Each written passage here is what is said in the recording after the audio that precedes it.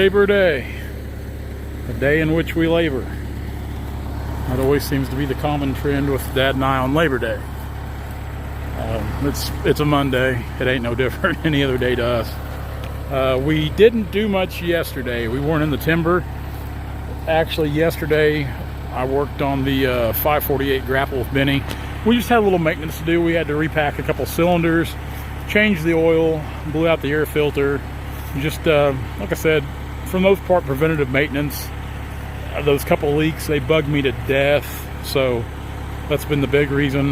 If you haven't been seeing it much lately, we should have done it before now, but you guys well know we get pretty busy and it's hard to make time on some of that stuff like I should or need to. Anyway, the 548 will be over here later today on this job.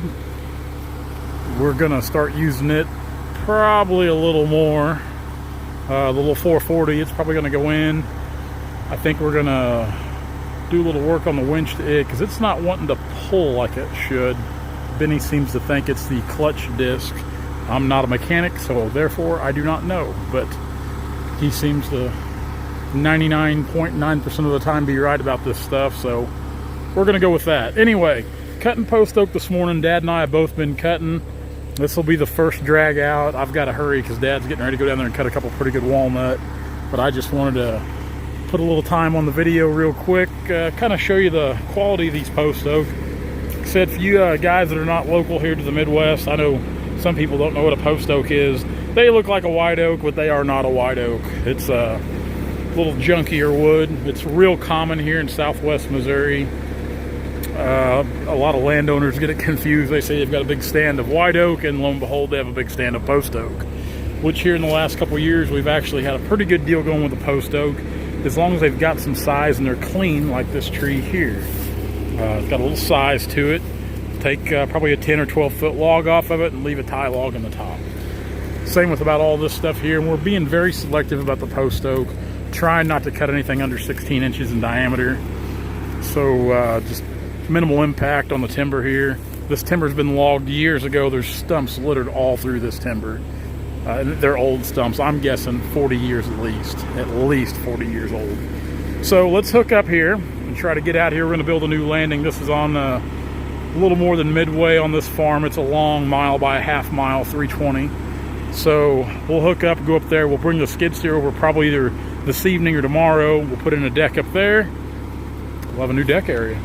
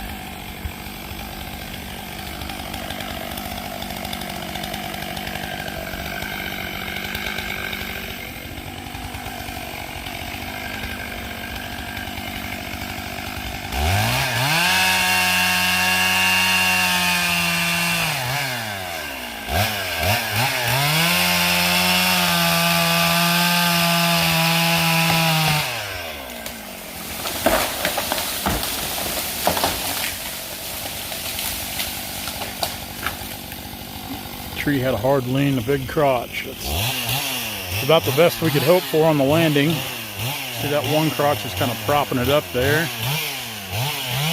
A little bit into that little hickory right there. It'll be good. We can pull it down easily. That way we don't damage any of those top logs in it. This other walnut here's got a pretty good lean to it.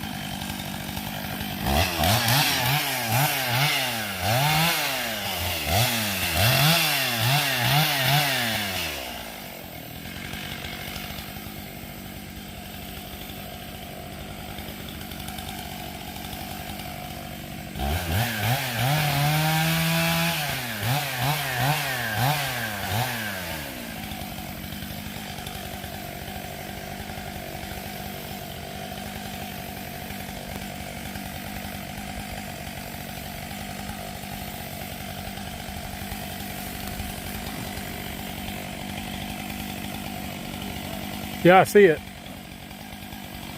Dad was saying there's another walnut right over here. I'd already scoped that out.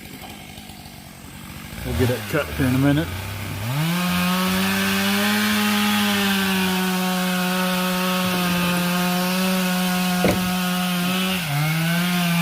These hard leaning trees like this, what Dad does, if you've seen the last few videos I've had with bore cutting, we'll punch right in, we'll bore that hard out. Like I said, we don't like to leave any fiber pull, especially on the walnut. On the higher grade stuff we cut, we like a good clean stump for presentation. And plus on this walnut, we don't like to run the risk of busting them because they are very brittle and they will pop, bust, split pretty easy. So Dad will go in, he'll bore all that hard out, he'll come back and cut pretty much almost to the front face of that tree that's leaning. And then he'll come down like he is right now. He'll cut kind of straight down, or not quite at a 75 in there to avoid getting pinched.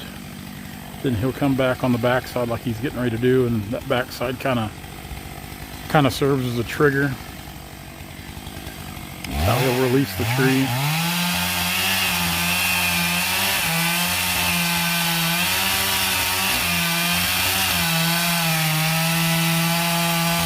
He's cut one or two of these things in his day, if you can't tell.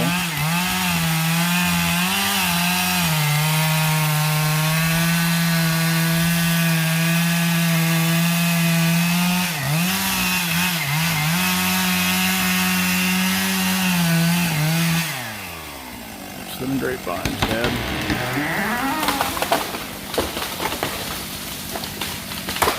Come on down, you. I'm not gonna do it. That's all right, though. It's all right. Those are pretty good trees right there. Wind's starting to get up a little bit, so it's kind of making cutting a little tricky. Dad's went in for the day. It's a little after 11:30. I'm going to try to get a few more on the ground before I start needing to shuffle some equipment this afternoon. Once I get the 548 over here, might try to bring the 333. It's got to be over here regardless. I'd kind of like to drag some logs tonight.